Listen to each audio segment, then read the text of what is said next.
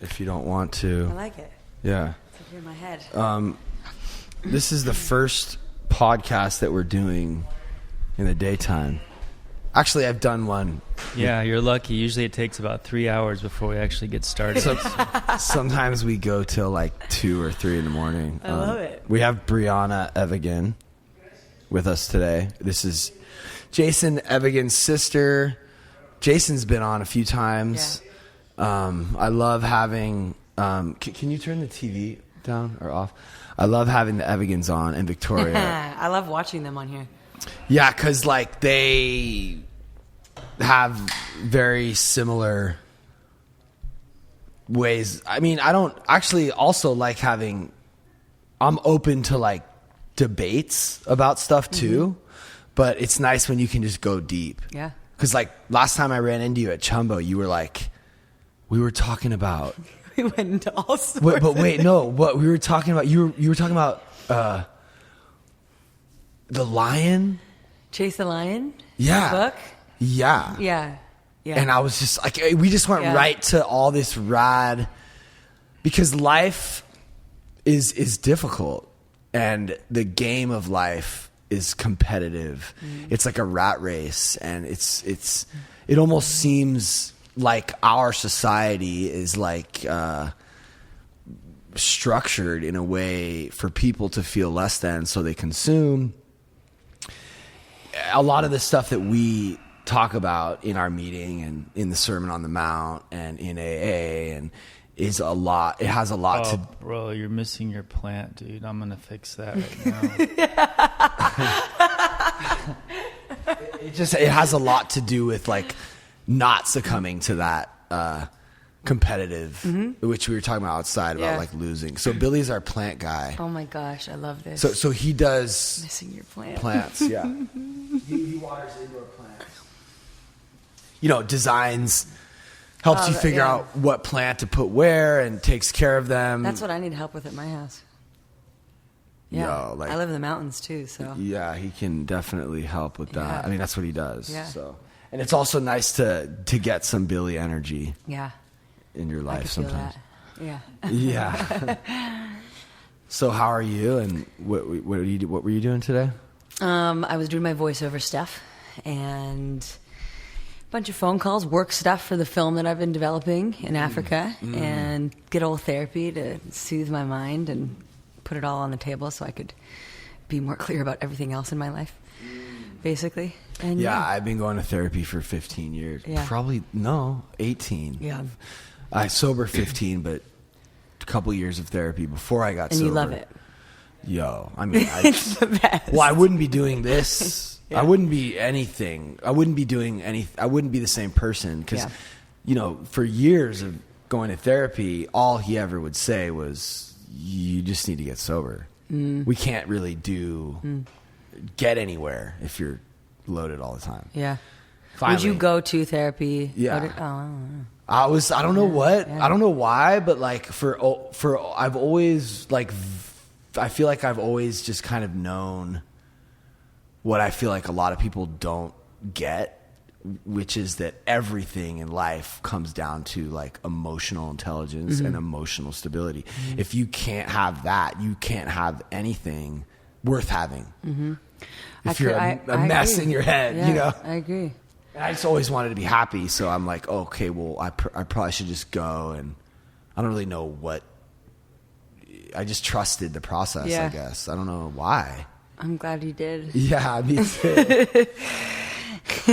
So how old were you when you started going? So I started at 25, and I turned 34 this year.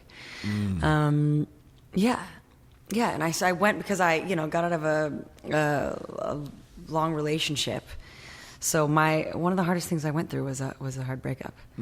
It just put me on the floor. I couldn't get off the floor. Which year, or try to keep that? So we started dating at 21, and then broke up at 25, and then got back together a year later. We hadn't seen each other or talked for an entire year, and I had taken off traveling and all this stuff. And a year later, bumped into each other at a party, and we're back together again, and broke up another year why or so does later. that sound almost like what happened with Tim too. 13 years later. That Tim was 13. Maybe like 14 even. Whoa, really? Yeah. Wow. Yeah. Tim was 13 or 14 years after the first time. This was like a year after. Yeah. This was a year after. And we were like mad about each other. I mean, we were crazy about each other. Right. And there was some, addiction issues in the relationship going on that were unfortunately tore us apart. It just became toxic, but we were just mad about each other. I think that's huge. That speaks volumes, like, of someone's character. Mm-hmm. Just the fact that you're still friends with ex-boyfriends.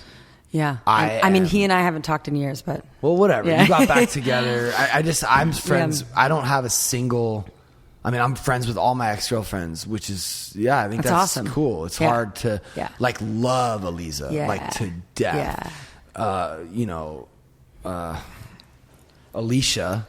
my first girlfriend, we're like super close on Instagram. Yeah. It's crazy because you grow up and, I mean, we were dating in like middle school and now she has kids and a husband and she sees me and Veronica and she just trips because she probably remembers stuff about me from. Oh, I'm sure. So Billy, like, actually really, to be honest with you, Billy is the one who really wanted you on the podcast. I did too, obviously, but he was like, I don't know why. He was, for some reason, really interested and drawn to you. I love it. Wanted to tell me more. I wonder where did that come from, or how did you? Why did you? Well, I have lots of questions, but is it okay if I ask lots of questions? Ask away. Yeah. Okay.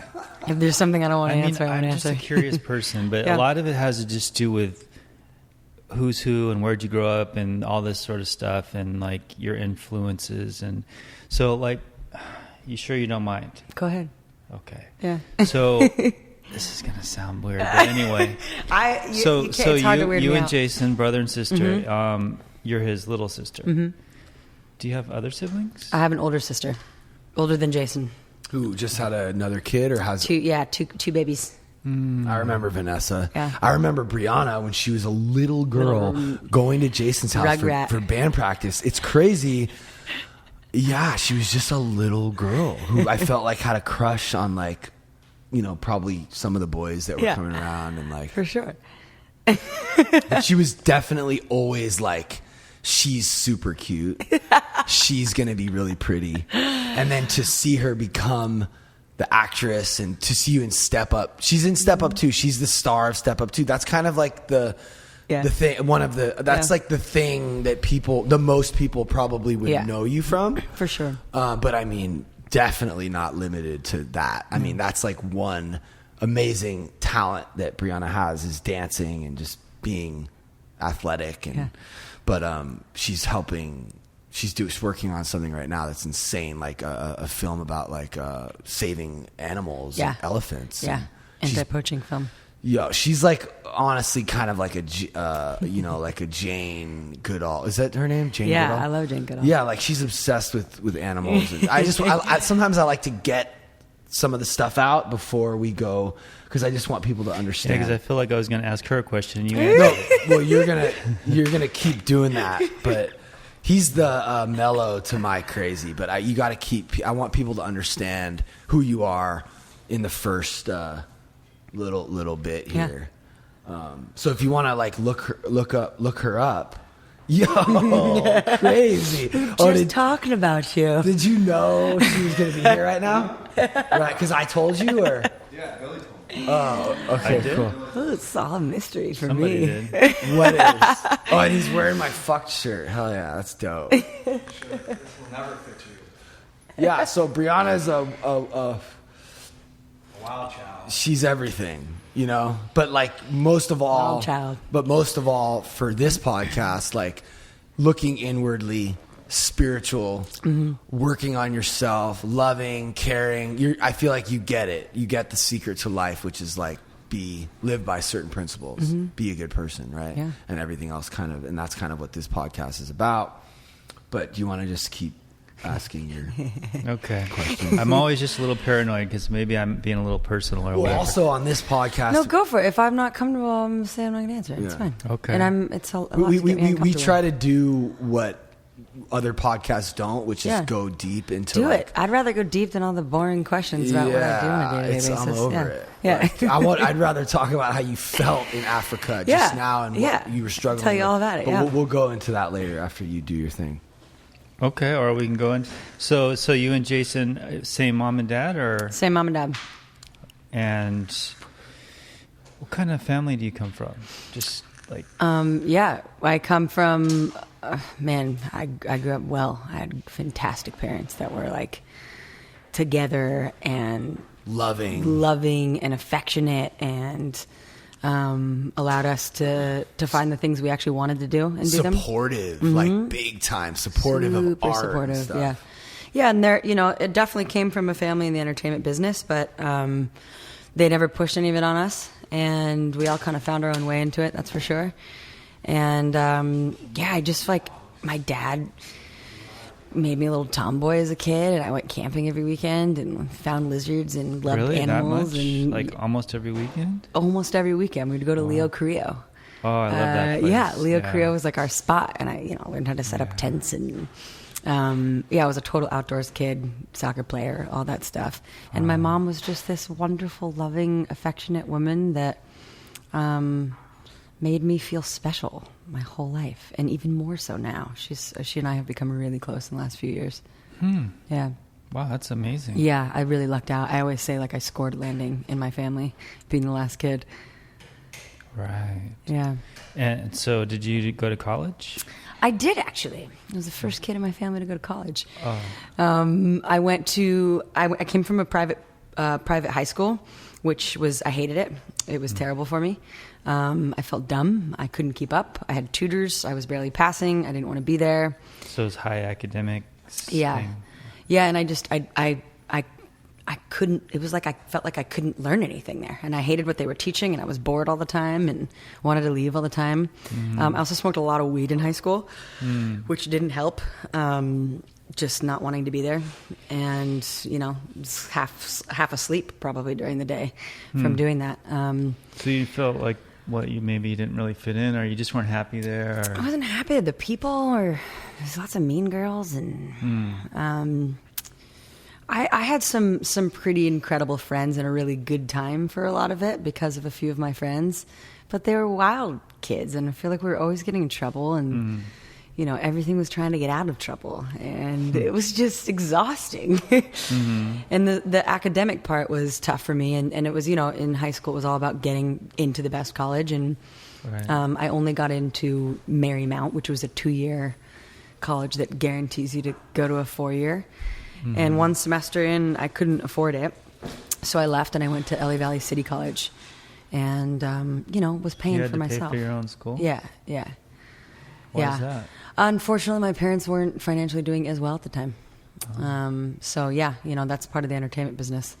After 3 children and not working for a while, things changed for them a little bit. So her dad, Greg Evigan, was one of the co-stars of My Two Dads, and is in he's the main guy in BJ and the Bear. And I remember watching that because I'm old. And that was a cool show. Back then, I thought it was cool. Greg Evigan. My dad is the guy in My Two Dads. Like, that's the dad he is. He's the super rat. Cool. He's like, I don't know if I've seen that one. He was just kind of being himself. I think so. And I feel like he was honestly the better looking version of what's his name? The singer. The singer with the earring. Tim? George Michael. I don't know why, but he just reminds me so much of George Michael. He looks like George Michael. That's so funny. funny. The unshaven, and he had like kind of the cool mullet going on, which is funny because Jason kind of has that right now. Sure. Yeah, and I just stole it from him too. And then you took it. I'll be your Jamie over here. What? Yeah. I'll be your Jamie over here. Oh yeah. So he's their dad is like just a rat. I mean, he hangs out at the parties. Yeah, at Chumba. he's the most fun. Yeah. He's just so much fun. Yeah. And Briana is just, when she blesses, I feel like you're in and out of, like, you'll be gone for you're busy, you have a full life, but she'll attend some of the Chumba. I'll pop in and get stuck there for 3 days. Yeah. So a lot of our listeners, like, they know Chumba, they know Jason and Victoria, they know. I mean, you were in one of our videos that the weekend of the party, the the Lightning in a Bottle festival. Yeah. Briana is the girl who walked into the room when me and Veronica were talking about. I was talking about how maybe if she could stay sober for a day, and then Briana walked in, and I just looped her right into the thing. Because me and Veronica have just like an open, plus over there at that house, everyone pretty much, it's all like open and transparent. And if someone's having an issue, we can all it's like group therapy almost. So I'm sober, my wife's not. And that festival was, some of the people there were kind of, we're at a festival. Some people are experimenting with some hallucinogenics, and some people are smoking some weed and stuff. So Briana walked in and helped us kind of talk through our little thing, and I posted it, and it's like people were like loving the video. It's like getting a lot of people can relate to having a member, their partner either having, one of the partners not being sober, or one of them being sober, or just one of the partners going too hard. Or I mean, drugs and alcohol are I think probably like 80% of why a lot of times relationships either don't work, or people get incarcerated, or just crimes. Totally. It's just so much stuff. Not that drugs and alcohol are bad, but like the feelings behind why people use drugs and alcohol come back up once the drugs and alcohol stop working. But she was just going hard, and I wasn't. But it was fun for me the whole weekend. I had a blast hanging with you that night. Yeah. All of our conversations. We even got into some crazy Trump stuff. Yeah. Which now I can't.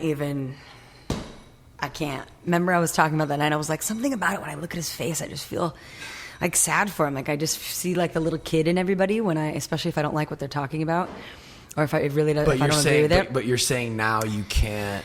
After all the discrimination stuff has gone down, I just hear him saying in the background, "Get him out of here," about black people, and that was it for me. I was like, no. Is that what he said? Yeah. Like, what do you mean, though? There's people being dragged in all these videos, and he says, "Get him out of here." Like the criminals.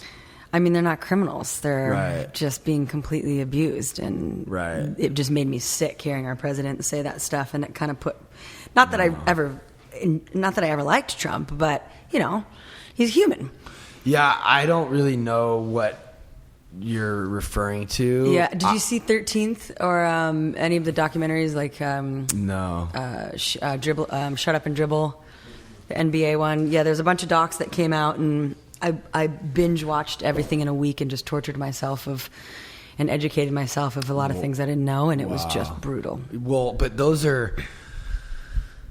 Yeah, I think there's always two sides to every story.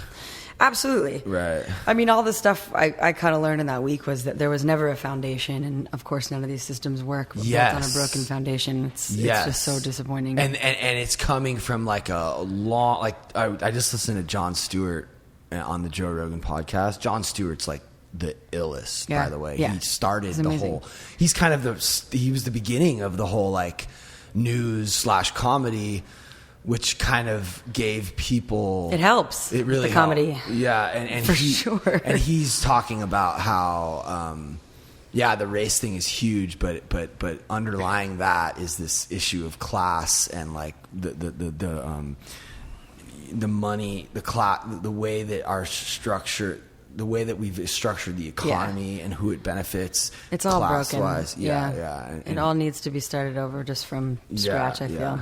And race was the thing that like is bringing that to the forefront. Yeah, it's time. Your voice is super quiet compared to ours. Just so you know. Yeah, I know. Is it? I can hear you loud. Yeah. I mean the wavelengths just look like. Well, we stayed up till 3 last night, so I'm a little bit tired. Yeah. We did. Oh, because we were trying to help do yours. Well, first it was the sober house thing at like midnight, and then it was this and that. And he's trying to get, Billy's just been through, he's literally living here because he just had a really gnarly breakup, and he's not really seeing his daughter a ton, and he's going through like a major change in his life, and he's trying to figure out how to do his billing and all the things, all the computer stuff, which I'm like phobic of. Yeah. I mean, I literally had to like no, but like It's I had to show him how to like close a window. well, that's on a Mac because I used a PC. So, but yeah, no, I'm definitely handicapped But in that can way. you just talk about the lion thing real quick? The Chase the Lion. Yeah, what is that? Yeah, so it's a book on like basically having like a God-sized dream. And my brother actually gave it to me from Hawaii when we were last out there. But there's a lot of stuff in it that's, not up my alley, and then a lot of it is, and I kind of took the things that resonated with me out of it. But I felt like I had this God-sized dream with my anti-poaching project in Africa, because it's not only a film, you want to build a movement around something and get into legislation and actually create bills and make big change with the black market and trophy hunting and all of this stuff going on out there. So it feels impossible, and it feels huge and like prehistoric and ancient and stuff that's way bigger than me. So this book kind of grabbed onto me because it's like the God gift for you isn't necessarily just for you. It's for all the 4 generations below you. Plug in the laptop. So if you have a dream to, affect a million. So the God gift is 4 generations ahead or behind? What? Behind you. It's like obviously the gift is for you to do something with that you get, whatever that may be, that gift in your life. But really, you're talking genetic and financial and all that? What do you mean the gift? Like a dream, whatever, a gift. Like if you're given a gift to create something, or you have a special talent an to idea. Things can be presented to you as something that's like almost like a gift that you get to create and make something out of, but it was only given to you. Something or someone influenced Briana to want to have this dream. Yeah. And then you go and you make your thing, and that touches other people, others. and it's like a domino effect of good. Right. And kinda. in that, the whole team that, I've been building, say, with this project are, people that obviously know more than I do in certain areas that I'm learning so much from, but I can tell them about my dream, and they may be able to take that and have their own gift and make this thing way bigger than we could have ever imagined, or way bigger than I could have ever seen. So what he said in there was, if you dreamed of affecting 1 million people with this, imagine what partnering up with somebody else that understood your dream, that if you were to pass away or something were to happen, that they could possibly take that and continue on whatever your gift was. Yeah, well, and make it bigger. Yeah, well, Pat's always trying to do that, but it's sometimes it's your dream, so it's hard to find somebody who's passionate about your dreams, sure. or maybe your dreams can get woven together. Or You have to motivate, inspire, and use love and all that stuff to try to get. Yeah, and what you do affects, even what I'm trying to solve in the world with animals may not happen in my time. So why is it animals, and how did it? I got a message 8 years ago. That was it. Part of my life is dedicated to animals.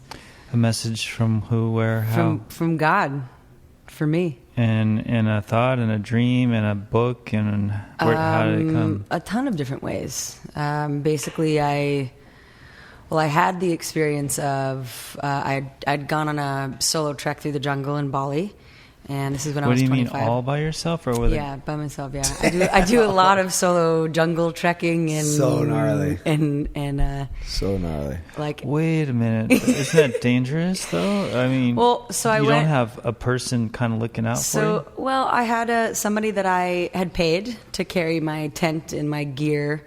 That was somebody that lived out there that was a local. Okay. What do they call that?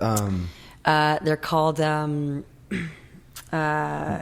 There's a name for it. For real. Toter or no? It's I want to call it a packer, but it's not that. It's it's going to come to me. We have them in a porter. A porter, yeah. Because when we went on the Africa, when we went on our gorilla trek in Africa, we had a couple porters. This wasn't a porter. This was like word of mouth. I had said I wanted to hike this volcano, and they were like, if you ask, one of these people, they'll probably come with you and help you with stuff. And it was raining a lot, so like it was just bad weather.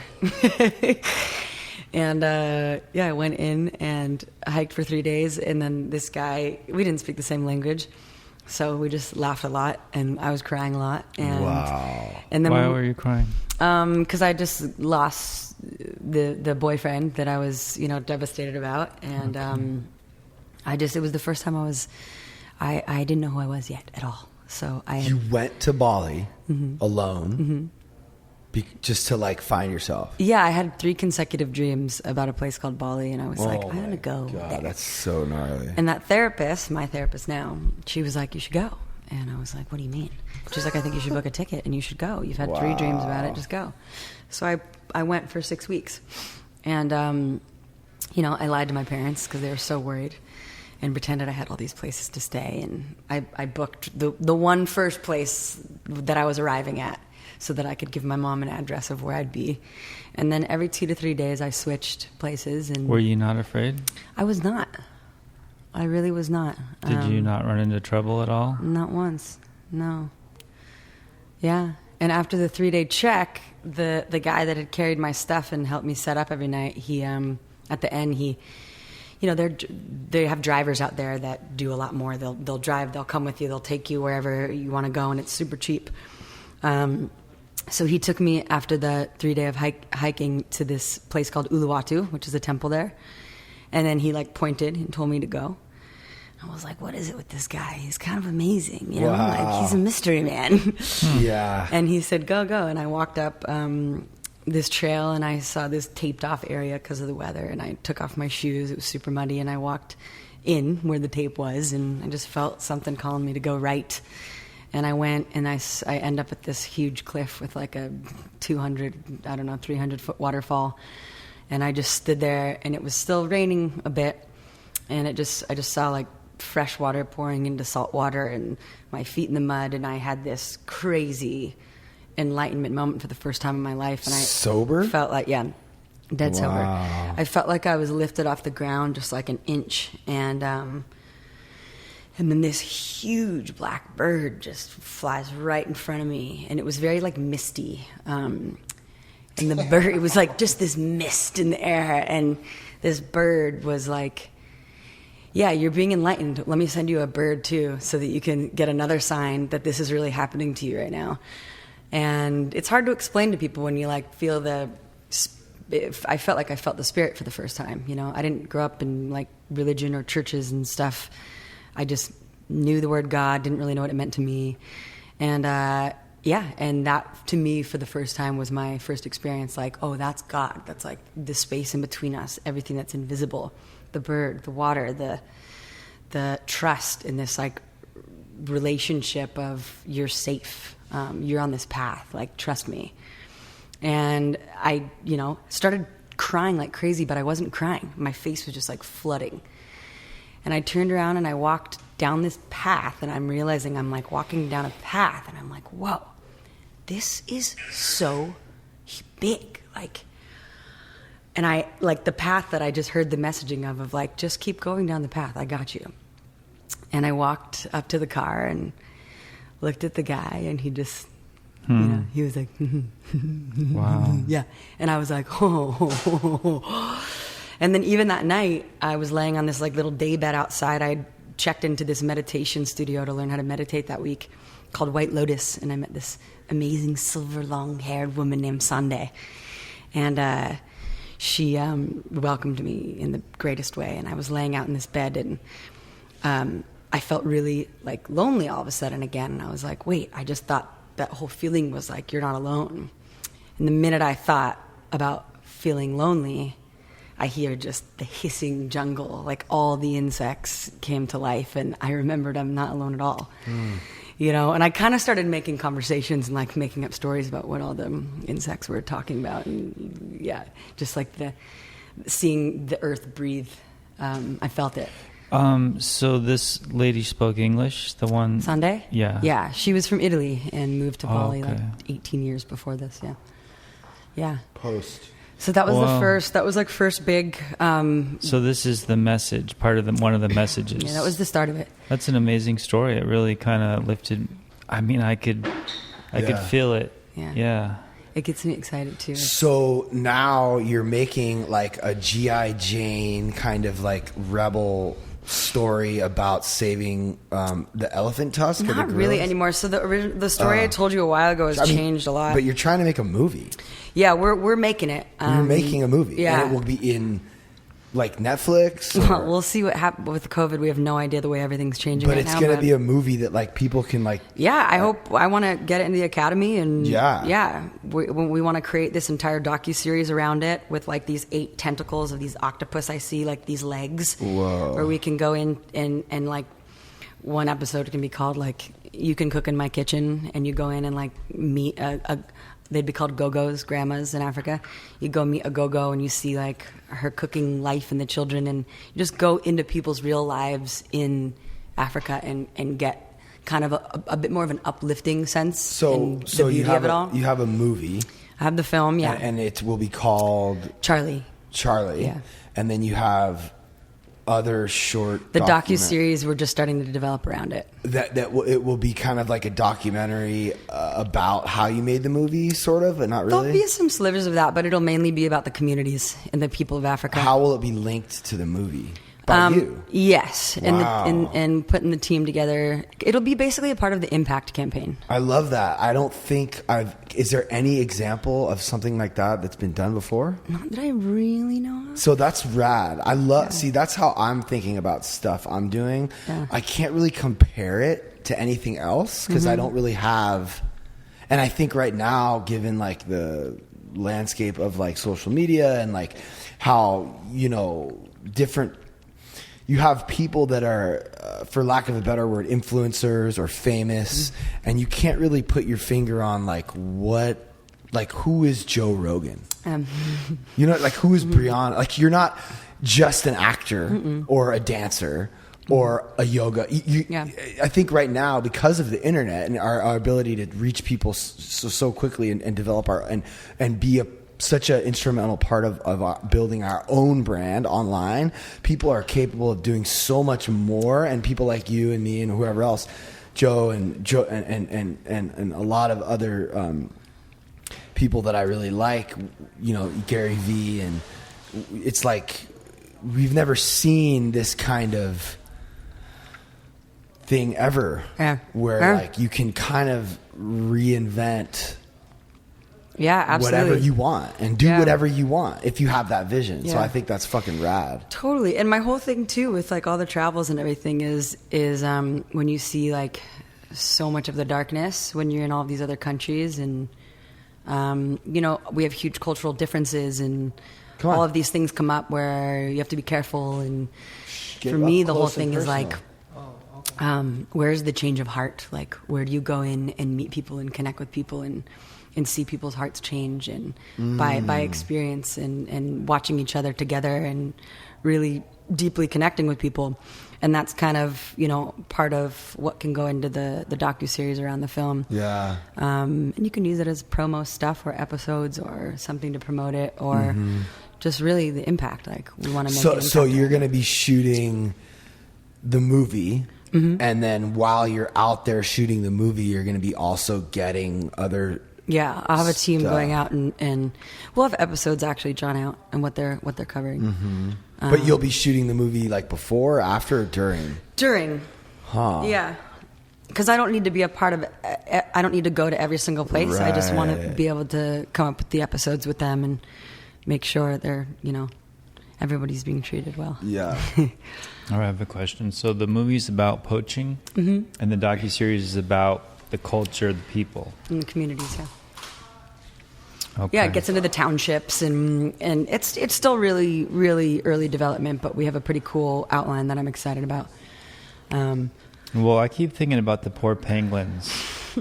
I feel really bad for them because it's so useless, like what they're using them for. I know. All of the animals, what they're using them for. Yeah, and I heard it's not even like they believe that it does. It's a status thing. Yeah. Yeah. So much of it is status. Like the tiger stuff is status. The horns in people's homes, the ivory, they're saying that a lot of it is for medicinal reasons, and it's not. There's no proof. They have, all these horns now are being used for hangovers. So I'm like, come on. And it doesn't work anyway. No, and it's your fingernails. It's what your fingernails are made of. So I really should just chew on your nails. keratin, yeah. I do. Yeah. Yeah. Yeah, I feel so bad for those little guys because they look so cool and they walk on their little back I know, legs. they're so cute. I love them. Yeah, and we need all these animals, you know? The world goes round. The whole thing's a system that works together. So these rhinos are about to go extinct. There was 150 elephants just killed in Botswana 4 days ago from poison. But then the problem is if you're not giving the communities an opportunity. Poison on purpose or accidentally? It sounds like this was on purpose to keep the animals out of their area where they live, their or ecosystem, their where their gardens are, where all their livestock is. The food. Yeah, but there's got to be other ways so this doesn't keep happening. It's crazy. So we're trying to bring opportunity too into the townships and the villages because we took everything from them. White people literally came in and took everything from them, and it's horrible. And I just went back on a research trip in January and saw it firsthand, and it was just, hard to be on that side of things, being white. And it's literally, you look at a Google map and it's like half of it's brown, half of it's green. Like everything's gone, and then the game reserves are thriving. Mm-hmm. But now they're going into the game reserves and killing the animals. Mm-hmm. And and half of these poachers aren't even bad guys. I mean, they're supporting their families. To survive. Yeah. I get it. Yeah. So hopefully our film will not point fingers and show all sides of what's really happening. Well, it wouldn't be a good film if it points fingers, right? No. So. And that's why we just did a rewrite of the whole script. So I got a second South African writer on board, and we just redid the whole thing. So it'll be done September 1st, and I cannot wait to read it. So you're hoping for solutions to come from this? Yeah. That's cool. Yeah. We need solutions. Yeah, we do. And pointing fingers doesn't work. The polarization is just it's just a smoke screen from being pragmatic and finding solutions. I almost feel like the government or somebody condones it so that they can continue for financial profit. Yeah. Or something. Even this thing with the Black Lives Matter, I almost feels like kind of a smoke screen. I just turned off the air. Anyway, Briana just grabbed. She just grabbed the blanket on the couch and just wrapped it around herself. Do you want to go into that or no? No, I don't, because I'm an ignorant fuck. So I just have opinions or ideas. Yeah. Well, I'm good on that subject too. We don't really know. Yeah, there's a lot going on right now. We don't know anything. That's it. I love that. She's so smart. The smarter people are just like me and Gus were just talking about this earlier. It's like there's just so much wisdom in I don't know. Yeah, we don't know. I wanted to say that, and this I think can go kind of into what our whole mission statement is about. Like when you were in Bali, I think a big part of the reason why you didn't run into trouble is because you have she has kind of a positive, you see thing. I think you're probably it's the way you've always been. You've always kind of probably just been a little bit more of a optimist. Absolutely. Yeah, for sure. It's the way you could just tell. You're smiling a lot. Yeah. You're looking, which I think probably has a lot to do with how you were raised. Your brother's a lot like that too. I mean, you guys are just, which is amazing. It speaks volumes to what their parents and their upbringing. But when you're in Bali and you're obviously something could have happened to her. But when I feel like if one of us would have gone, I'd have been robbed, beaten. No. Yeah.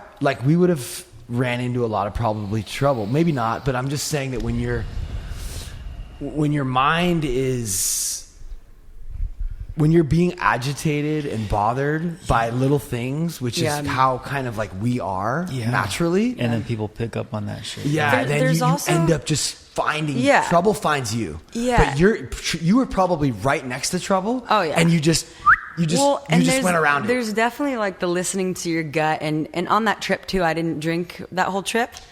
So I was definitely everywhere I was. You know what I mean? I wasn't off partying everywhere. I was coming out of a relationship with somebody that drank. That helps a lot. Yeah. So I was sober, but I there was definitely times where it was like, why am I supposed to go left right now? Like it happened all the time when I was alone. Like, okay, I'm gonna go this way for some. Like it just felt like I was totally being guided and protected to go certain ways. Yeah. Where other things could have happened if I went. You know. And I just think having that kind of a loving, positive outlook on everything. I don't know how do you do that? Is that a conscious decision you have to make every day, or is that just kind of how you are? I mean, I think it's a little bit of the way I'm wired, but at the same time, you know, like I don't like to plan things very much and set expectations for things to be disappointed. So for me, at least, I do have a lot of comfort in the unknown. So it is easy for me to just go through a day and see where it takes me. Yeah, well, you got to think like just her upbringing is like 100% the opposite of mine, right? So she probably doesn't have a lot of fear because she hasn't been beat down and effed with and abandoned and hungry. You know, all the shit, right? Yeah. So, but that's not what makes us alcoholics. Well, it does create fear, though. Yeah, and maybe it does have a little bit to do with that, though. It must have to. There must be. It's got to be. You got to have a better chance of becoming an alcoholic when there's a bunch of trauma in your childhood, right? Yeah. Well, yeah, I would say yes. So sure. This whole alcoholism thing is still kind of a new. I mean, AA has only been around for 80 years. I mean, I think science and we're still trying to figure out like addiction in the mind and is it a disease? I mean, we call it a disease, but it's like a self-diagnosed disease. You can't like look at someone and say, "Oh, you're an alcoholic." Right. It has to be something that you recognize within yourself. You go, "Okay, I'm powerless over drugs and alcohol. It's ruined my life. I can't manage my life on my own. I need a spiritual. I have a spiritual malady." What do they say? Like I have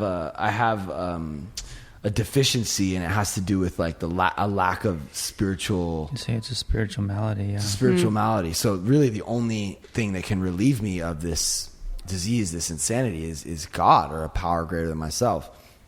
Which there's so many parallels with Christianity and the Sermon on the Mount. We have a meeting here every Monday called the Sermon on the Mount, and everything they talk about in that book: humility, powerlessness, removing yourself from the bondage of self. And it's like what you were saying, just getting up and just letting things happen, like trying to be like water.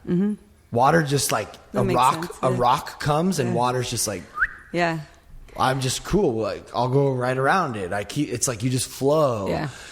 And that's what we're having to try to do. Like every day we have to actually do like work to get into that mindset. And I gotta say though, even when I was talking to my therapist today, I was saying it's, you know, we were talking about a couple of things relationship wise in my world with different relationships, and it definitely took me it took work to be like, no, I want to be where I am right now. Why would I be thinking about that when we're here and this is great? Like I don't want to be pulled out of this. But there was definitely most of my life for sure was not that way. You know, but also being let down time after time after time in relationships. And are you talking romantic or just relationships? Both. In this case, like, yes, in romantic ones, being let down, creating expectations, thinking this is going to be a certain way or that you can change or fix people and you can't. All of those things happening after year after year after year. Just, it's like, why would I keep repeating that pattern? When this is so much better when I get to do it like this, you know? It's literally... What's like this? I don't quite get what you mean. This meaning the flow of a day. Like I want to be right. This is... If be where you're at. Yeah, and be present where I'm at. Don't trip on the... Okay. Yeah. But then also accepting people as they are. I think that's like one of the biggest things for me is There's a saying in the book, I cease fighting everyone and everything. Like I don't want to fight anymore. Like, and I've dealt with that. I mean, Tim is one of the biggest people in my life that I've just stopped trying to change him. That's not true. You just did it like today and yesterday. Well, so that's what's so beautiful. You can't. Hold on. Can't. That's okay. So that's like learning to lose. So, okay. Yeah, you're right. I fucked up. Like I am, I'm not perfect. I know what I want to be, but I'm not perfect. I strive for it, but I fall short constantly. And I know I'm falling short, and I'm also wanting to be transparent about my shortcomings so that others can realize, oh, no one's perfect. And that's like actually okay. Yeah. And it's great. Like, so it's like a lot, like last night, I think maybe I lost a little bit because I lost my temper, and I'm getting kind of frustrated with something within a friend of mine, that I'm not really trying to change. I'm really not. Like, I've accepted that that's who he is. However, I'm finding myself not wanting to be around that part of him. And I had to like express that. Like, 'cause so sometimes you grow apart, and like sometimes I need to just express how I feel when someone acts a certain way. Even though I'm terrified of losing them, I have to say, this is how it makes me feel when you do this, and I don't like that. You can choose to either do it or to not do it, but this is how it makes me feel. Like when Veronica is using, I can't just pretend like I'm always okay with that. right. Well, that would be like a lie, but you're not really lying, because I'm not trying to change her. I've accepted who she is. I've accepted who he is. I want to accept people, but also have the strength to voice my... Well, there's a balance. The thing is, if you don't, you're going to carry resentment. It's going to affect your relationship, and it's going to affect the peace in your day, right? So, and I think sometimes it's just okay to be like, that kind of bothers me. We're still boys. Yeah. Like, it doesn't mean our relationship has to be over. Yeah. I just need to let you know when I'm... And that's also like learning to lose. Like, you're not going to be perfect. You're the person you're in a relationship isn't going to be perfect, and you're not always going to be like happy. Like, it's okay to have issues. Yeah. Right. So no, it's a really big deal, because I always just said fuck you, and I'm out. Right. Yeah. Right. I'm out. Yeah, and that's again what happens. and again and again, and I'm out, and I never really worked things out. Right. And it's significant, because relationships, turns out, I found out over a long time, is they're like the most important thing of life. Nothing else really matters. No. And I was telling, I was actually pretty much it. I was telling you today, because you were telling me about how you have some issues happening right now, and I was like, yo, the relationships, the more stuff you get through, the better they get. Or at least that's been the case with me and Veronica. And I'm like, I never even knew I could like love someone this much. Yeah. It's weird. Like I when I say, I don't just post, I'm not like the guy who posts corny shit. No, I can tell when you... It's weird. Like, I say shit like, I love her more every day. And it's like true.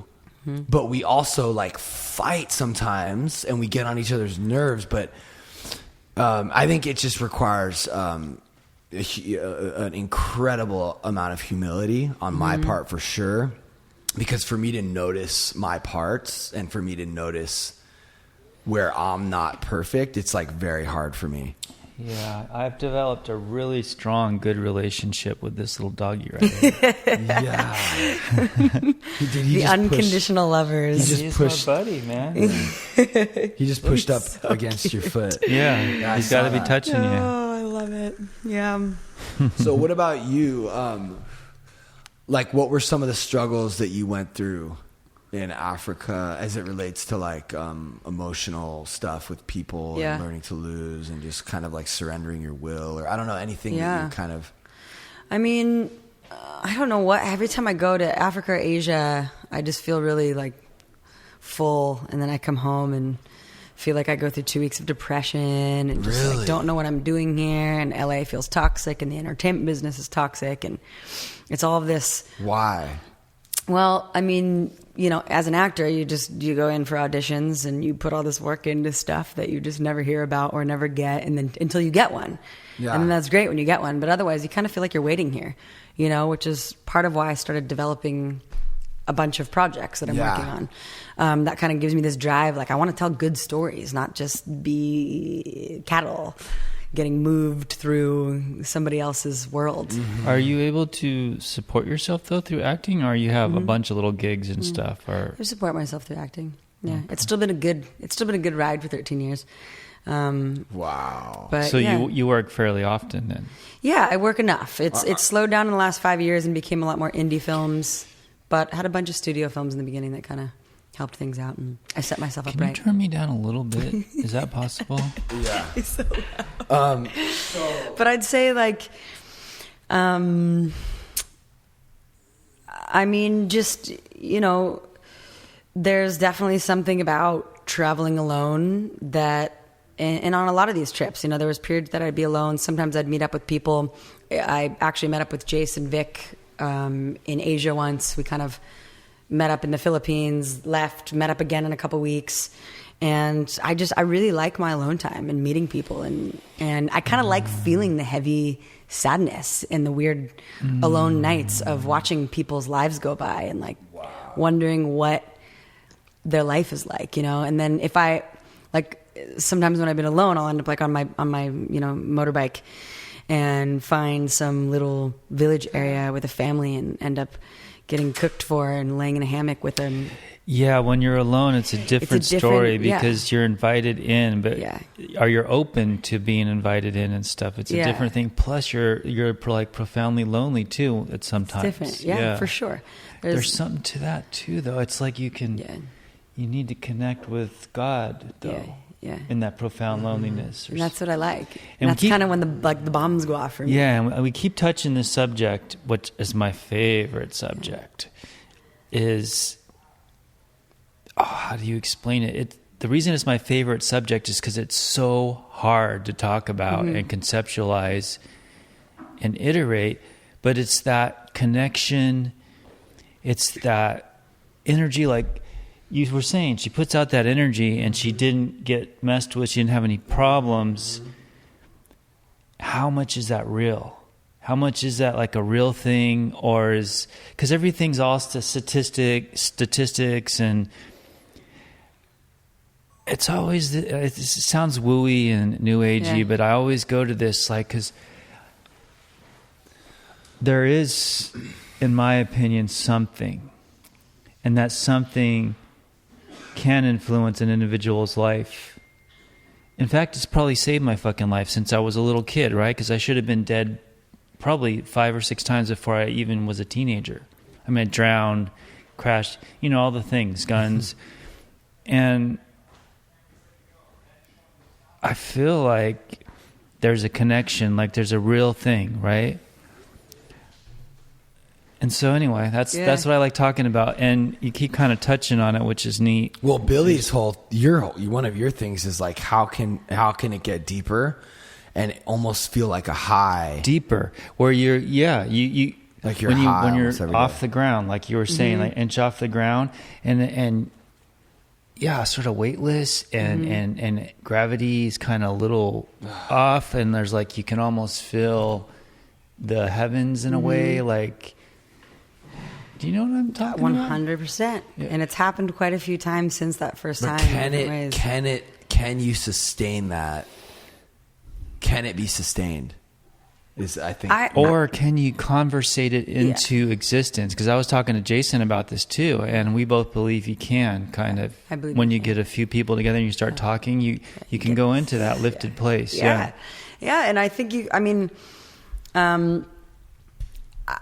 I love that it happens out of nowhere every time it's happened, or something like I can just feel something big come into me, and this like this like overwhelming flow of like actual, just like real, the happiest you've ever felt, but there's nothing's happening. No, because it's like you're just like, this no, is because so, what am I feeling? It's like a vibration of love. It's like you're in the same place doing the same thing, but suddenly you're not. You're in like a better, wonderful I place. think it's like letting go. It's like surrender. It's like not material.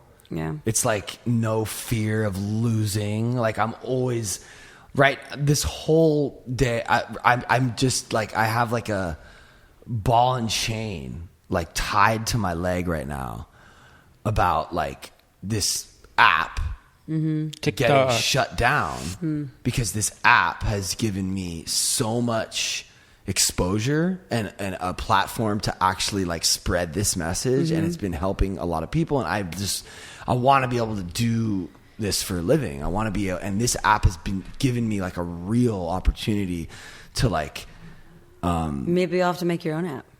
I mean, maybe it's if it's getting shut, like the whole thing so too with like losing hard. and winning, like we were kind of starting to get into this outside, like what is losing or winning, like it's like when someone says like I want to be the greatest at this, I'm like okay, you know, and then when it comes to losing and winning, it's like, to me, if I felt a loss, it would be because I knew in my heart I didn't do well, or I didn't do it right, like for me, like in my moral compass, something was really off, and that would feel like I lost, like I fucked that up. And like for real, like, you know, this is not like I lost because you actually won in some game or some app or something. Right. Like the loss to me would be more about like internally, I didn't do that well. Like that didn't sit right with me. That would be more of a loss. Didn't do it well, like you weren't supposed. What do you mean? Like, what would be an example of this? Like, I mean, a very simple kind of surfacey example that makes sense would be, you know, somebody talking down about someone. To me, that's, if there's some big situation that happens, a fight between people, you're involved in it, something happens and you didn't handle it well, and you knew that, and you could have done better, and you could have, it's like being a peacemaker instead of a peacekeeper. Peacemakers have a much harder job, and peacekeepers just keep the peace so that everybody's good. That's like Victoria. You know? I think Victoria is very much like a peacemaker. Yeah. Like she'll go into the thing with you and try to like for sure really help bring about, like I could be fighting with Veronica or something. I feel like she's willing to like come in there with love and try to fix it or help us see. Yeah. Jason too. Yeah. I'm sure. Yeah, and it's a lot harder of a job to carry because it can hurt people, but it's not. If it's coming from a real place of love and peace, it's not going to actually hurt anybody. Because then everyone's going to see what they actually did, and be called out. And the peacekeeper is like going to each person, making each person happy. It's like Switzerland. Yeah, but like, you gotta say it in a way that's not offensive. Yeah, well, totally. Totally. And that's why I love Victoria, because she has a way of saying things with love, even if I don't agree with what she's saying. Yeah. And that's how we all should try to be. Yeah. No, and even like going back to what you're saying about the app and everything, an example of losing for me with my Africa film. Yeah. Say things didn't go, you know, as planned. That would be okay. I would adjust to things. I would move things around, as long as I never gave up on the original message. As long as I allowed it to transform into everything, I did everything possible. I believed in it all the way through, had support and people that loved it and that were into it. You know, the loss for me would be is if I screwed something up and did something like that wasn't okay in the process. That humans do. Humans screw up. That was inauthentic to myself, you know? That for me would be a bit more of like what a loss is, like, because then you have to live with it. Would you ever consider just... like, what if you can't sell it? That'll be a crazy day. But I'm just saying. I'll find out when I get there. So for me, because I'm also trying to make some shit. Yeah. For me, I'm like so DIY that I'm like, all right, worst case scenario, I put it out on YouTube. Yeah. Yeah, and that's what I love about our world. Is you can do anything. There's no. Yeah, you can do anything. At the very least, you promote it on your Instagram and you push it to whatever. Yeah. But I'm sure you'll get something. I'm just saying. Well, no, and even if I didn't, I would have to be, and this would be the optimistic thing to, which could be really annoying to always think this way. But it's like, what if it didn't go that way? If I didn't sell it, if I didn't do the things that we plan on, right? What am I not looking at that I'm being shown that has been going on this whole time that I, should be looking at now because it didn't go this way? Like what's...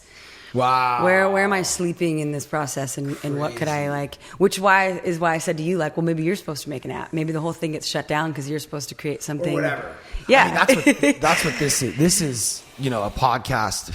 Yeah. This is not on TikTok. I'm talking about TikTok, right? But I also have Instagram, YouTube, and this podcast. So I'm doing everything, but the TikTok, the algorithm is so amazing right now that I'm reaching so many new people and driving them all to those other platforms where I will potentially release like short films and maybe the show I'm working on if we can't sell it. Yeah.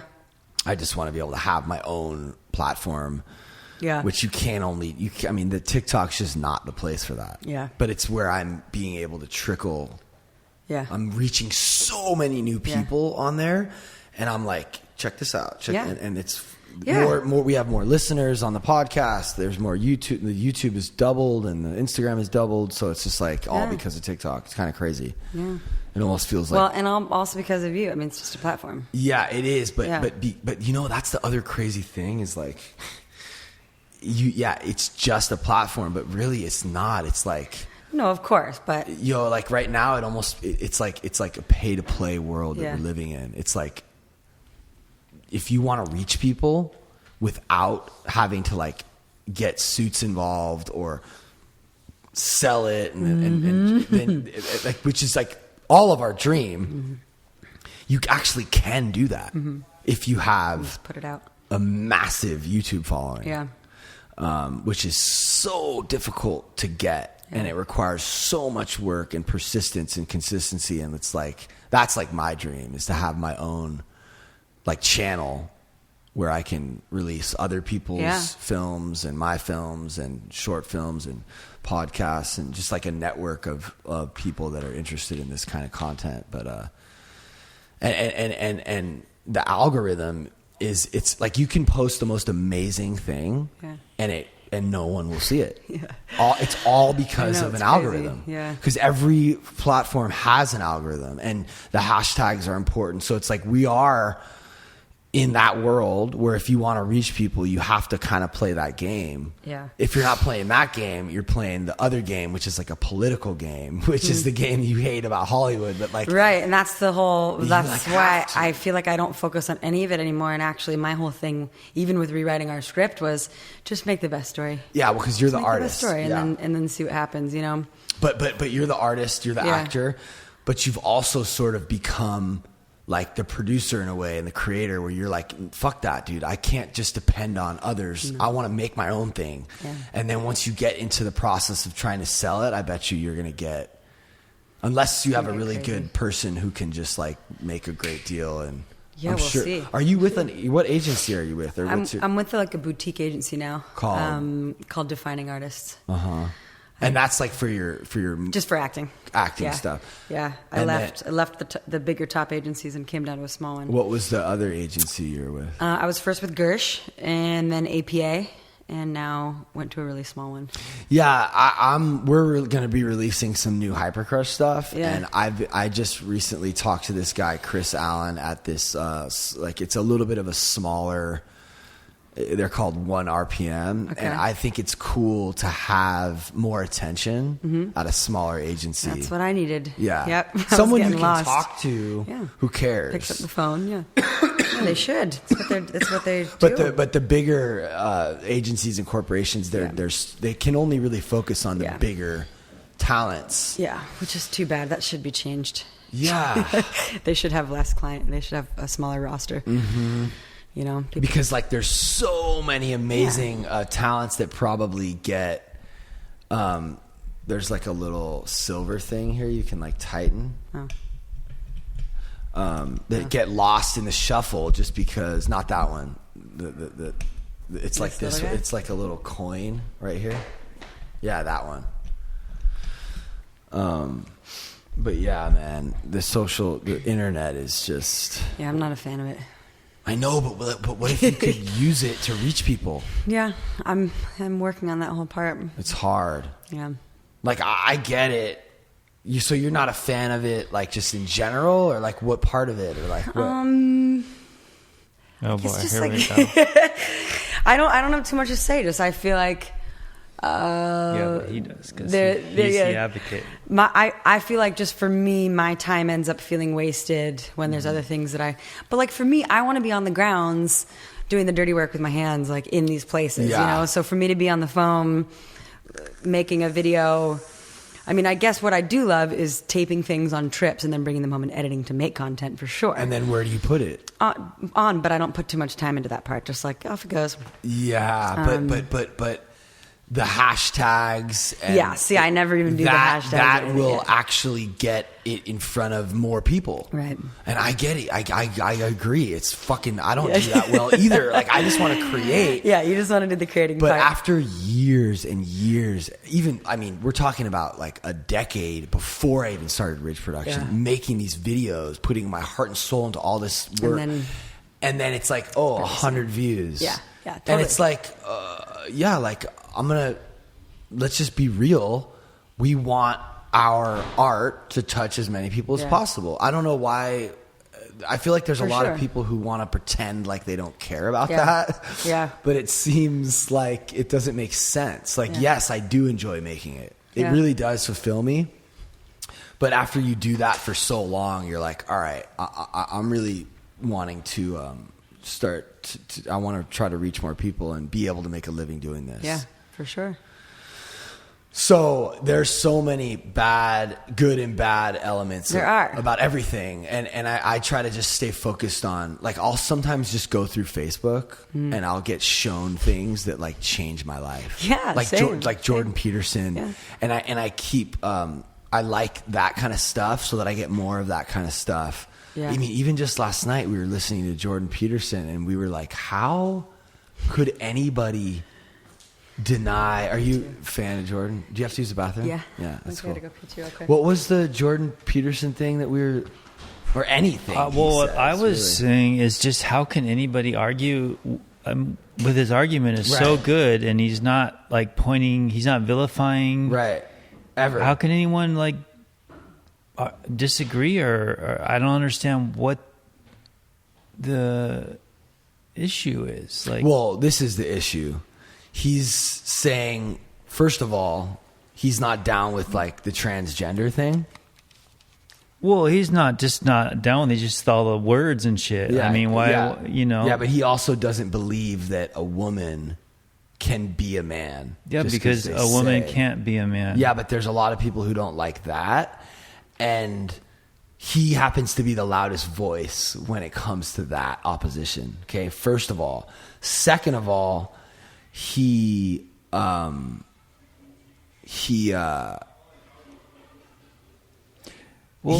believes in like gender roles. Like he believes that women were meant to bear children. So a lot of but he doesn't say that some women can choose not to, or that. Well, he says most women are meant to do that, and it's very, very rare. I haven't heard him say that. I have, but I think he's right. It's why men can't. Well, okay, and that's not like a little responsibility. So that's like a big deal. Having a child and like contributing to the reproduction of the human race, like that's like more important of a responsibility than like creating an iPhone. Yeah. Yeah, that's my shit. I'm actually kind of curious where Briana stands on this. Like, all right. Do you know Jordan Peterson? Yeah. But like, do you know? No, not like he talks about.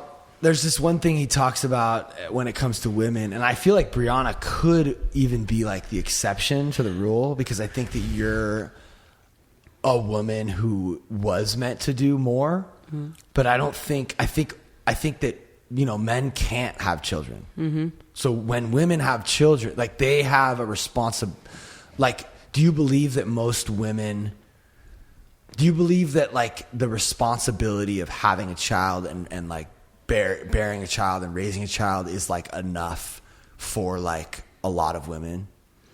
Is enough. Like, is like, that's their purpose. I don't think it's necessarily their purpose, but I don't know how to phrase this. But I think it's incredible that we get to do that. Right. I mean, I want kids. Right. And it could be, if that's all a woman ever does, that's like more than any man could ever do.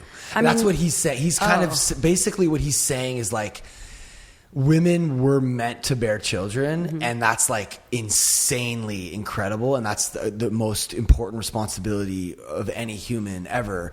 And he's also saying that because of that, it gets in the way of most women's ability to like become like business moguls or whatever, whereas there is a small percentage of women who are able to like to do both.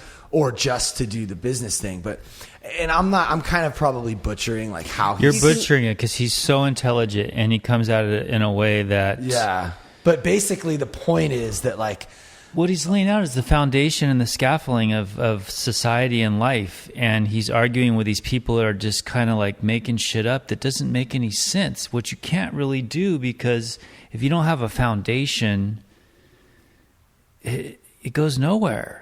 It's like what we said in the beginning of this conversation. If you don't have the foundation, but he's saying that there are differences in men and women. He's saying women are better at certain things than men, and men are better at certain things than women, and like that's okay.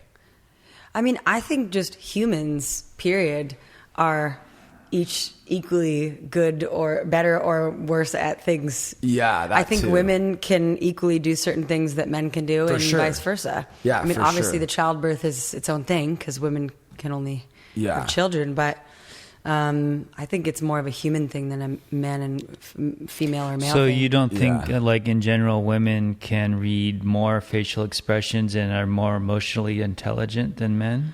I can't say for compared to every man, no. Not every man. Okay, so the generalizations are what's... Well, but this guy has done like all the research. I mean, that may be like the science behind it, but I've definitely met men that are emotionally as intelligent and available as some women I know, for sure. Well, there's always going to be exceptions and outliers, Right. And that's why I said human rather than male or female. You know, it's like obviously when it comes to like women going to the military, that's always been a thing. Like, well, can a woman pick up a guy over her back if he's been shot? Sure.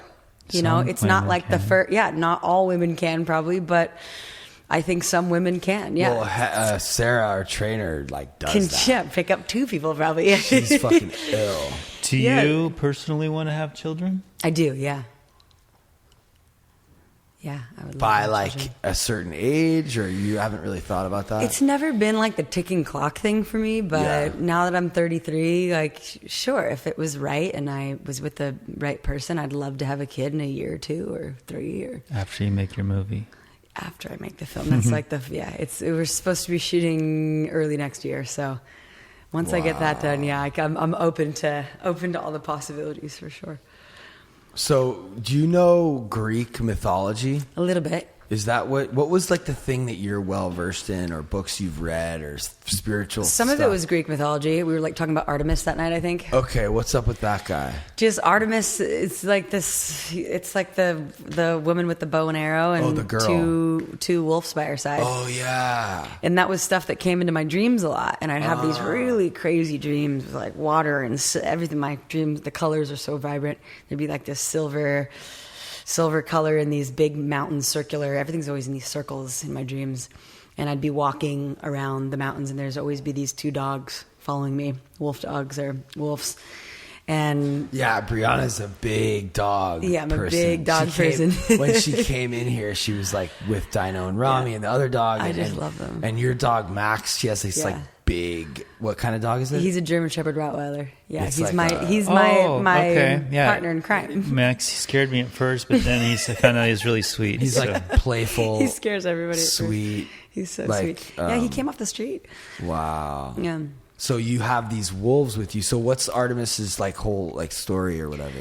I want to hear the whole thing. I find this interesting. The circles, all of it. Can we let her just go for a second? Yeah. Okay. Yeah, I mean, I don't know. They're the circles in the dreams kind of to me symbolically feel like this wholeness or finding it or stepping into it. Often, is everything circular? Not really. I'll just notice a lot of the circles in the dreams. Okay. Like when I come out of it, I record like a lot in of what? them. Like in all kinds of things, or what do you mean? Like in this dream, for example, it's like I was in a mountain range that happened to be full of a circular pool of water. So normally you would just look out at mountains, but in this dream, as I'm walking up the side of like this cliff, there's a whole circle with silver glowing water in the middle. And then usually something really crazy and dark happens, or some shadow-like figure shows up, and there's like a battle and a war that goes on, and you always have to look at it like if it's a male or a female, or if, what side of your psyche, masculine or feminine showing up. Is it something you're supposed to be shedding, or sometimes it's nothing at all, and it's sometimes they feel pretty literal, and sometimes they're just symbolic. Have you ever messages. seen the shadow on LSD or shrooms or anything? Okay. I've seen it in a way of, I feel like I've been able to see some people that have a lot of darkness around them. Or like on LSD, I've seen some full snakes, like people's faces that turn into snakes over people's that don't. It makes me think something's going on there. But I've always had really good trips in my life. I've never had a bad one yet. You don't abuse things like that, though, do you? No, I don't at all. And I love when I do them. I love them, and they're magical. And like, have you ever abused drugs or alcohol? In your opinion? I mean, I guess I was unaware that I was abusing pot when I was in high school, for sure. I mean, I was high every single day, and I hate that now. Like, I'm like, ugh, if I were to smoke weed now, I have to be in such a specific setting, and like, it can make me a little anxious, and then I'm too tired after to do anything. It's not a good functioning thing for me. Yeah. And I used to just function through it, and it probably messed with my short-term memory because my brain was still developing then at such a young age. That's probably all three of us, right? Yeah. So, yeah. But now, no, I like to get, new exciting things. And I do think when I've done mushrooms, I've only done LSD a couple times, but, they've been in moments I only like to take things when I'm in a really good place. I'm not in a funk and in some depression or in a bad place and go take drugs to get out of it. It's more like, oh, this life is good right now. Let me find a little something more, and that can be perceived however, but, for me, it's always been an uplifting thing where the next day is actually even better. And I'm like, wow, everything that I saw last night just made. I have to look at that tree again the same way I saw it last night. I have to, that the way the stars were is the way they should always look. So basically pulling those just magnificent moments out of it and seeing how I can find them when you're sober. Yeah. Like the reality of that, and like feeling that same way when you're sober. If you don't, and you just keep trying to chase that feeling, that would be a problem for you. What's really interesting is when you have those sober, Yeah, but they're only fleeting. They're only for a moment. They're right? quick. Yeah. They're not 9 hours. But when I've had, I think that having like experiences with hallucinogenics is almost something that everyone should. I couldn't agree more. Like I almost feel like it could have. solve a lot of crazy problems because so. it brings about a certain level of like humility, and egolessness, and it forces you into this place. Well, and like mushrooms are obviously a much more mellow experience than something like LSD, but mushrooms to me, even if there is a lot more going on in my world, but I'm in a good place and I take them, everything gets simplified. Like, it's like all this love comes up where I'm like, I can't believe I even worried about that It's so small. Yeah. I love that. And like the beauty and the vibrance and like the love, just everything breathes. That's what I need Like right the universe now. is breathing. Like, I need that. I need that so bad right now. I love this. Do you ever do breath work? Like real intense breath work? No. No, but I want to learn about it because I Guys, heard it can get you. That's all we ever talk about. It's a game changer. Okay, and I just started doing teacher facilitating courses, so I'm gonna use you guys as my mules. Okay. Test you out. I do a little bit on my own, but it's not something someone taught me. I just made it up. Yeah. But he should do it. He needs it. Like he doesn't breathe well, and It's I've been important. telling him for like 7 years to meditate, but I'm going to keep telling him. I'm going to tell you something too. You just said you need that feeling. So the other day I'm taking this course so that I can start facilitating, right? And just be a facilitator for friends and groups and teaching our retreats or whatever. You did a what? Like a teacher training to be a facilitator for breathwork. Okay. Because I do a lot of... Does that mean like a teacher of breathwork? I don't know if I'd call it that, but somebody that would guide you. Will you instruct? Yeah, I would guide you through an hour session so that you feel safe. I'd create a safe space for you to be able to do a breathwork session. Wow, so you're that into it that you... Yeah. And the other day, after having like a whole week of all these gnarly breathworks that I went through where I was just crying and screaming and having these clamping hands, you get this thing called tetany, where your body actually cramps and your eyes flutter and your mouth gets all weird. And do you think it's dangerous at all? Because I've heard it could be. I do not think it's dangerous. I don't. Because what the worst will happen if you pass out, you just start breathing again. Yeah. What's crazy is the like trauma and pain blocks that are released inside of your body. And even the teacher that was, teaching me recently. Do you think there's physical healing that could happen? 100%. I believe in it fully, and I actually think that it takes care of like helping with disease and crazy infections that we get and like clearing things out regularly. I got some injuries that have just turned my quality of life. I don't want to call... I was thinking when you guys were talking about losing, learning to lose, I was thinking the one thing that I don't like losing is my physical prowess. But even that, is it really losing? Because now I'm an empathetic person, which I wouldn't have been, right? Always gives you Without something. suffering tremendously and losing things. And I was... Anyway, go ahead. It's crazy, right? But I always try things. I've tried hormones. I've tried microdosing. I've tried supplements. I've tried prescription stuff. And I'll try this too. Why not try it? Yeah. I'd like to try it. I'll give you info of a friend that does a free one to start on Fridays every day at 12. I thought you were going to do it. Well, I'll do it to you guys personally, a Okay. private session. Okay. But I'm new, so it would be Alright. cool if you did it with him first, and then I can come do my private with you guys. Okay. I got to work on my playlist and all my things. You mean you show up to this place where he I would does come to do it. No, I would come and do it with you guys here or something. Oh, no, but I mean the guy. You go to his place. He just does it live on Instagram right now. Oh, so you just do it with him. Okay. Yeah, you can do it for free. Yeah, it's incredible, and he'll give you like the foundation of everything, and you'll understand it. And yeah, so this what I was going to tell Pat was I did like a few days up to the course so that I could kind of release some stuff before entering the course. And on the last day, we did our breathwork thing for about 45 minutes. And this time I had no crying, no body cramping, none of the stuff that usually physically happens. But instead, I had like a visual LSD trip without drugs. And it was the closest visual trip I had had for, let's say, 24 minutes maybe, straight, where I went into a full journey that felt similar to what I've experienced on drugs. And I came out of it like, what was that? It was so fun. It felt good? Oh, it was incredible. I was laughing hysterically, like giggle attacks that would laugh for a solid 5 minutes. And the visual of the whole thing was incredible, and it was with all these people I love.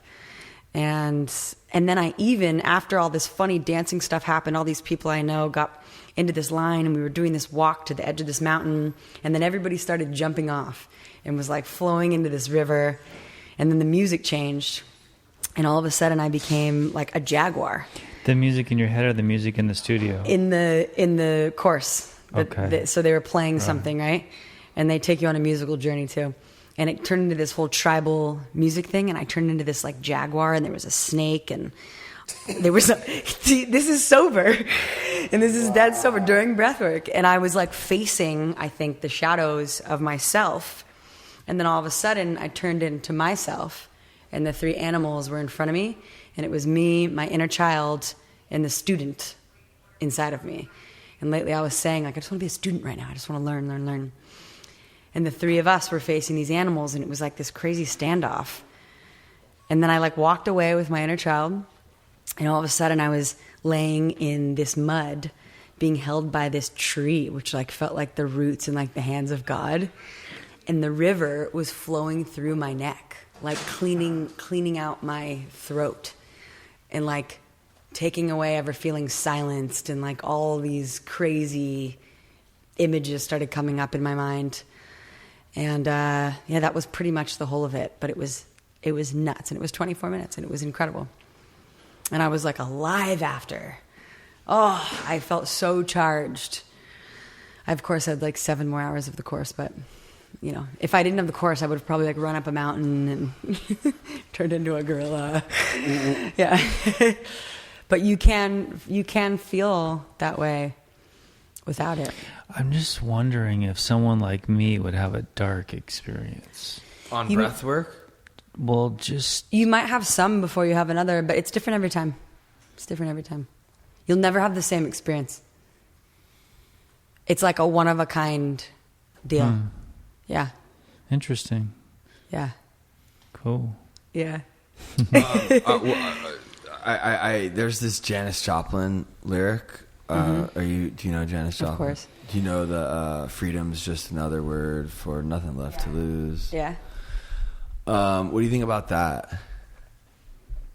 I just really just need to. The more I get, the more fear I'm in of losing it. Say the one line. Freedom's just another word for nothing left to lose. It's such a high. It's like my favorite lyric ever. Yeah, I mean, I don't know. I feel like, I mean, the only thing I'm scared of actually losing in like the physical space is my family.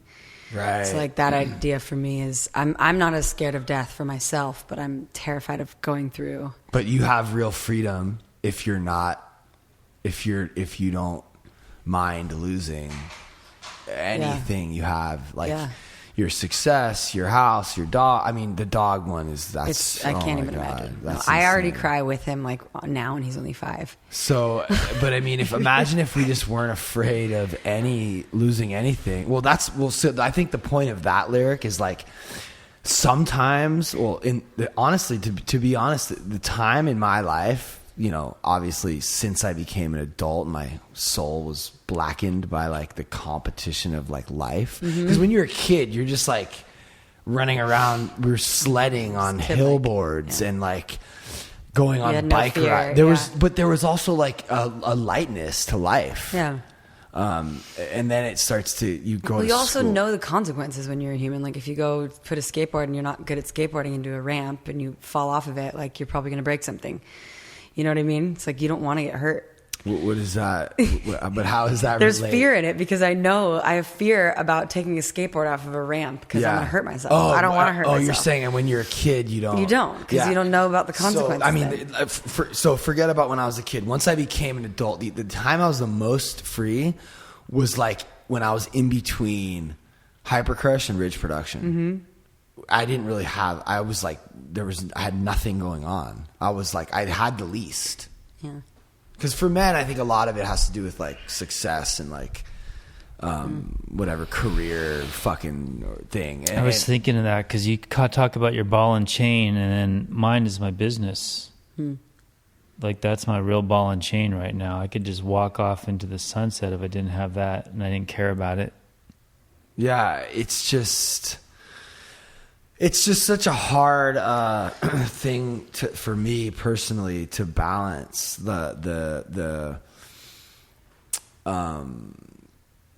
you know, like working towards certain goals and then not becoming emotionally attached to the results. Yeah.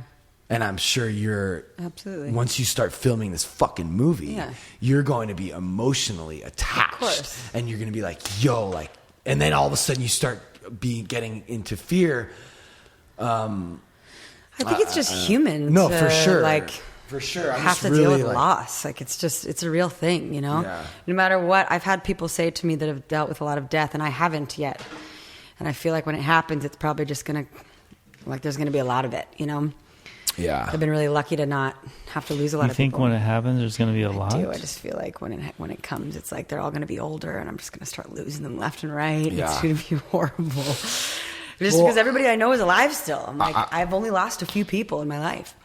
I will say, for me, like, so this whole thing and my new character was like born through like the death of my friend Dane, who wrote the song "Learning to Lose," and he just was like, it was so gnarly just to see. He was like one of my best friends and the most talented person, literally like next to maybe Jason and Steve, that I've ever met in my life. You remember the band Therapist? Mm-mm. We used to play with like Delusion sometimes, and it was a punk band that I was in with Dane, and he was a great songwriter, and he started, for about 5 years he had cancer, and he started to lose towards the end he like was bald, and his stomach was distended, he had a bag, and it was colon cancer. It was just like so gnarly. And I went and filmed him, and he playing his songs and talking about what the meaning behind his songs, just to take him out of the shadow and put him in the spotlight, even though he looked like he had cancer. He was just telling his story, and it gave him, we were all coming over there and like comforting him and like filming him, and like he was playing his music and talking, and we had the I Can't Survive Foundation, and we were trying to raise money for his family, and it was just, it was a weird time where, and then he died, and it was just, being around that and watching him die was very, it just changed me in a good way. Yeah. Meaning, like, because it was like, oh, like all this, and that was actually the same time when I had just, I don't want to say lost Hyper Crush, but we were like, this is like not going to be the thing. You know what I mean? Yeah. Like, I'm sure you experienced it with acting stuff. Like, you're on top of the world, and then like 2 years later, you're like, damn, like that didn't really it didn't go the way pan out the way I wanted it to, right? We didn't become number one. We did our thing, and we had a great run, and you and I both experienced like incredible opportunities and things that we'll never, but when that started going like this, I was like, wow, watching him dying was a way for me to be like, whoa, dude, who cares about that? Yeah. It's not, I don't even, like, that's like That not changes even everything. So my point is that, like, I think sometimes through the death of certain people, you find, like, that's kind of when I met you too. No wonder you were open to hearing my crazy, like, it wasn't crazy. I was attracted to you because you just embodied a certain humility and honesty that I wanted. It's really about that. It's really about death and dying to self and ego and. How trippy is Billy though? And amazing. He's just great. He's just like, like no, it is what it's about though. Dying to self, like ego death. Mm-hmm. That's where I feel. So sometimes on this podcast, we'll get that feeling of like whatever, dude. Like, who even cares? Like that surrender. Mm-hmm. Like the weightlessness, like the ego-less, you know, and that's what I'm searching for all the time, you know. But I'm so you don't have that really, like that, like I need to like make this work, or this isn't gonna work, or fear. And I mean, I do in ways, you know, right? I just don't think we have control over everything, so it's like you're right. You just I might want to try. Yeah, it's like I don't know. And sometimes when you think you have the way, you think you can control things? No, is that what you said? No, she says we can't. We can't control things. So, I mean, I can control like going left or right and see what happens. But well, that's the serenity prayer. We have to say that. Can I ask you a personal question then? Yeah. So you spoke earlier of these relationships, and they all went south, I guess, or you were kind of devastated, and they broke up, and it kept happening, and you seem to be like a little bit miffed, and a little bit like, why bother, and a little bit like, I'm just curious, a little bit of the hows and whys, and how that affected you, like, because you seem to, like, you made a point of it. Yeah. Yeah, like when you went to Bali, like, is there anything you can tell us about what happened specifically and why that didn't work out? Is that what you're asking? Or just in general, like with the relationships, right? Because that's a big struggle with, well, we know Wood's suffering right now, poor guy. No, relationships are everything. Yeah, but it's still challenging. Still a They're all challenge. challenging, yeah. Are you asking about, are there repeat patterns or? Yeah, repeat patterns. What's going on? Why are they not working out? Or is that just what happens? How do you feel about it? What do you think about? Are you optimistic about the future with that? 100%. I'm like a full believer in love, and that I'll have some. 100%. This is what I keep talking about actually recently too. Is I was telling Jason Vick this recently. Because I've dated a lot. My last long-term relationship was 3 years ago, but I've dated a lot of people for short periods of time in the last 3 years. And knowing a little bit more about myself quickly points out things I do or don't want in somebody. Or, it's like looking at how much do I want to sacrifice? How much am I willing to tolerate? How much do I want to put up with? Do I want to live with this? Because now that I've gotten a little older and am still dating, it's different than when you're like 20 and you meet somebody and you just want to go do everything together. Now it feels like, no, it's like, yeah, I want to actually be with the person next that I end up doing life with. I don't want to, it feels harder to find that person when you feel like you know a little more about yourself, but you know what I mean? You keep learning something new every day, or something you don't like about yourself, do you like?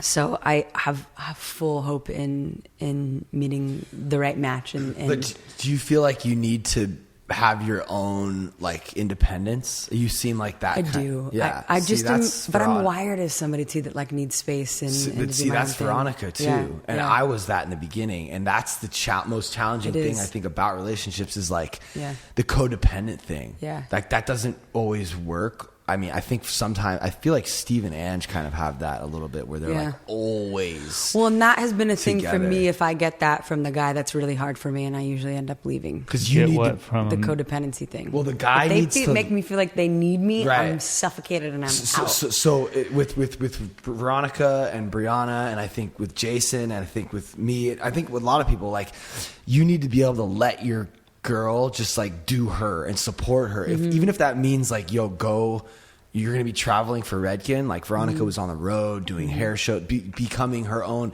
and I was like, dude, I'm here at the house. Like I was supposed to be the one touring, and I was in the beginning, and it was kind of an amazing turn of events for us to see like what she felt like, and then I had to like let her fly. Yeah.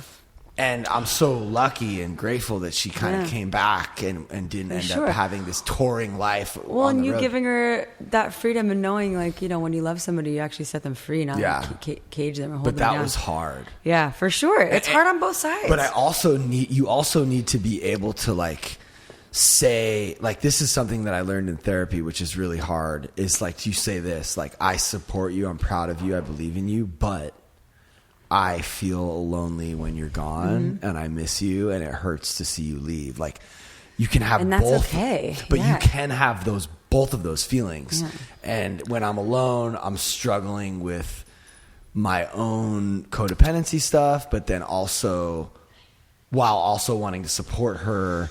And it's just, it can just be hard. You know, like me too, if I'm in love with somebody, I miss them when I'm gone too. Yeah, but the whole time, and it's equally terrible for when you're apart for too long. I hate it. But like but the reunion's so nice. It's so right? good. Well, yeah, it's the best.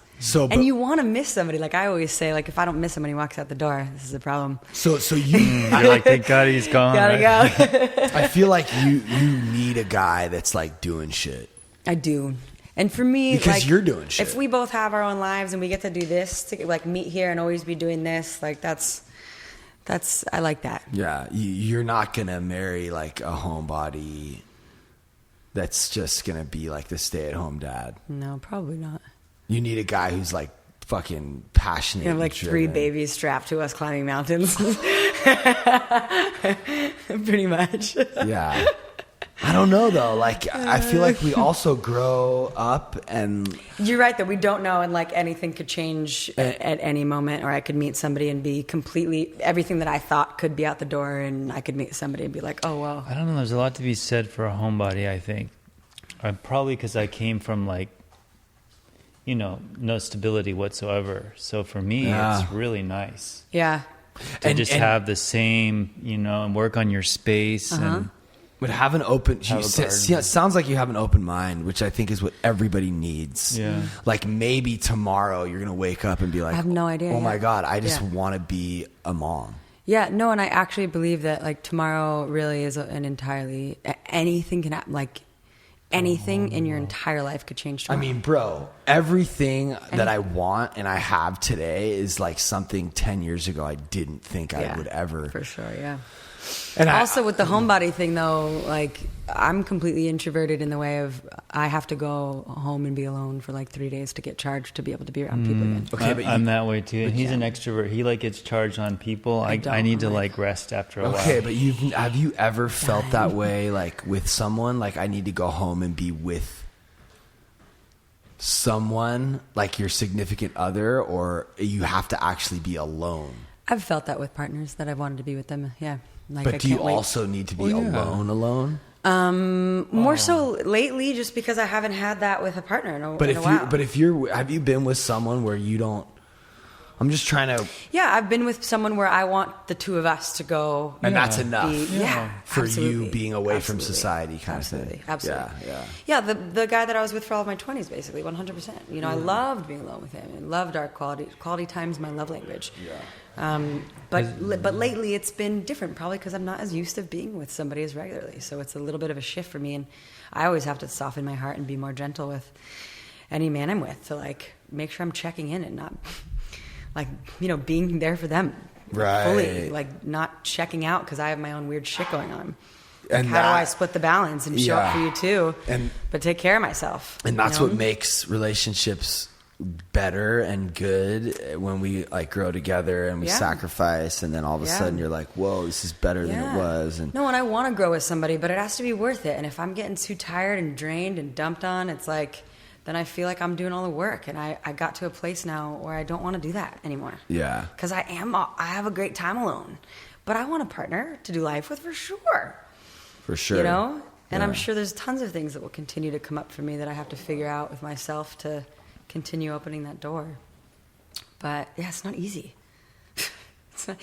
I'm at the point where maybe no. Yeah. Maybe not. Yeah. I mean, friendships. What do you mean? Like maybe I don't need a partner. Maybe I don't need to get into all that shit anymore. Who knows? And yeah, it's not easy, but I'm trying to look at it from a different. It's almost like I'm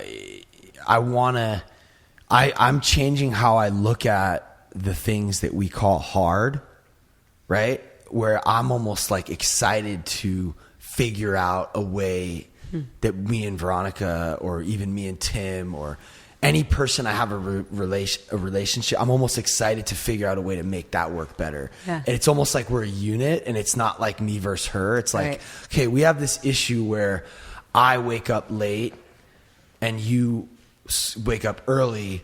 How can we figure out a way to make that work? Or I don't know. It's almost like, like I don't like doing the dishes, but if I shift the way I look at it, I'm like, I get to do the dishes. Yeah.